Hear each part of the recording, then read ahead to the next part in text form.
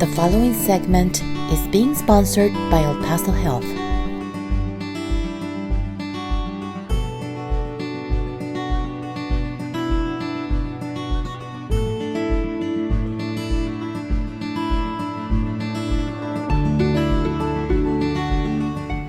Today we have a very special guest. Her name is Ana Cani Fonseca. She is a developmental and behavior pediatrician. How are you doing today? Very good, thank you. And today we're going to be talking about developmental delay, right? Yes. How would you define developmental delay? What is a developmental delay when we have babies? How can we know our baby has a developmental delay or our child? Let's start with development, normal development, and what this comprises. So development is the process from being a baby to growing up to be an adult. We know that it's a dynamic process, it's a complex process, but it's a process that we understand very well, that we know what should happen at certain places and in certain time frames. So that's how we're able to come up with when is it a delay and when it's normal.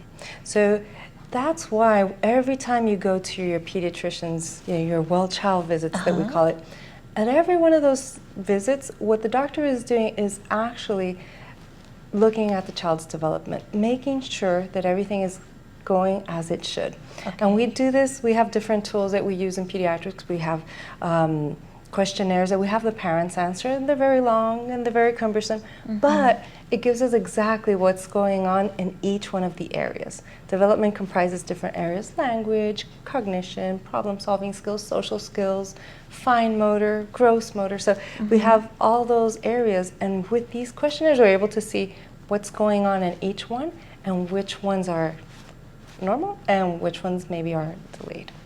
And that would be your first, the first thing that would happen, the doctor telling you that your child is not reaching their milestones? Is that what usually happens? Or do we as parents see that they're not reaching these milestones? Both. So sometimes it's the parent that just notices, my other child didn't do this like that, or they observe and compare to other children, and then you start to notice, they're not doing that. They're not talking quite as much. They're not running like everybody else. Something's up. So sometimes the parent brings up the concern to the pediatrician. And other times, because it's maybe things that we don't know quite what we're looking for, it's the pediatrician that brings it up. That says, they're not, at this age, they should be doing this, this, and that, and they're not quite there. So sometimes it could be either one. And it's very concerning as parents when the pediatrician tells you, your child is not reaching their milestones. I think it's scary for parents, because part of it you feel that maybe you're failing, but it's not about you. It's about the child and what the child is able or not able to do. So if one takes it very personal, it's a reflection of you, but no, not really. It's the child. It's about the child. So it's an opportunity to learn what's going on, to learn what you need to do as a parent. So it's an opportunity. Yeah, you were mentioning several things that we can do as parents to know if your child is there, like conversating with them, reading to them. What would you recommend? Yeah, so it's super important. This is one that we see most commonly, or at least in my clinic, the delays in their language skills. And that's the one that we all pick up. It's not right. And what we do from very early on, we talk. And we should talk a lot, and we should talk and sing and have conversations and name things for them. Make sure that the environment is we call it language rich. So there's a lot of language going on. There's everything has a name it for them. One becomes like a broadcaster, and this happened and the other happened. And you start to have little conversations with them and ask them things. Oh, we're gonna go to the supermarket, and what happens, what will we find? And at first nobody answers, but then eventually they start to pick up that it's their turn to jump in, and they'll start jumping in with first little babbles and then little actual words. But that's how you have to start doing that. The problem that we're seeing is that everybody has their screen and nobody's talking. The parent has their screen and the child has their screen, and nobody's having any conversation, nobody's talking. So the child's brain is not being exposed to the language that it needs. So they don't have that stimulation. So is that something common? Is that something that happens with children, even if they don't have a developmental delay, we as parents who are not interacting with them? Yes, that is our job, to provide a stimulating environment. So exactly. So, and a lot of the kids, it's not a problem with the kid. It could sometimes be a parent with a problem with the environment, that they don't have that stimulation. Oh, and interaction with the parents. It's super important. Wow. Yes. And the parents, we are the first teachers, and we so lovingly will approach them and come very close, and they'll see our faces and they'll start to imitate our faces and what we're doing and enjoy the way that we play. So we are very important to the development of the child. And what happens if I'm a parent who is interacting with my child and he's just not there yet?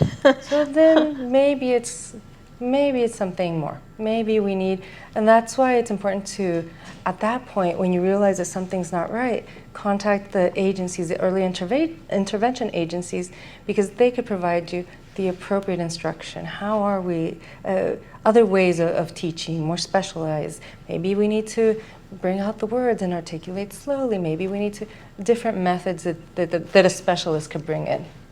So this will begin to develop the brain better, right? Because even if we don't know as parents, because being a parent we don't come with a manual. No. And it's hard because we think we're ready, but sometimes we're not ready. There's a lot to be ready for. Yeah. So I really think that early intervention could help you as a parent get there. Something that I've seen with early intervention is that they go to your house. The parent is there with the child. This is something that I really like about early intervention. And the parent sees that interaction that the child is having with the therapist. So you as a parent learn. Exactly. That's the whole point. Yes. That's why early intervention has that model where they go to your house instead of kind of the other way where you take them to a clinic. No. We noticed that with, and they've done a lot of research into this, that the best way to teach a child, it's in their house and if the parent is involved. If the parent is involved, then we see a lot more progress in their skills than if the parent isn't engaged at all. Wow. So it's super, I tell you, parents are super important. Yeah. So how if I already know my child has a problem, I'm already noticing all these things. Sometimes we as parents, we are on denial. And we don't want to hear that our child has something wrong is going on there. There's something wrong with my child. I don't want to hear it. But it's very important for me to accept it. What would you recommend, doctor?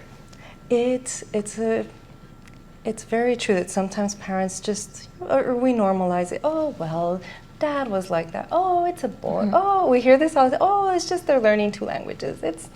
We normalize it.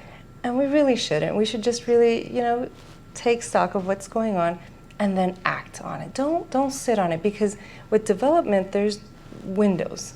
And so if the window closes up, then they're not going to make as much progress as they could have. And that's why early intervention is super important, because in that 0 to 3 age range, we know that the brain is still making connections and the brain is still, we call it plastic.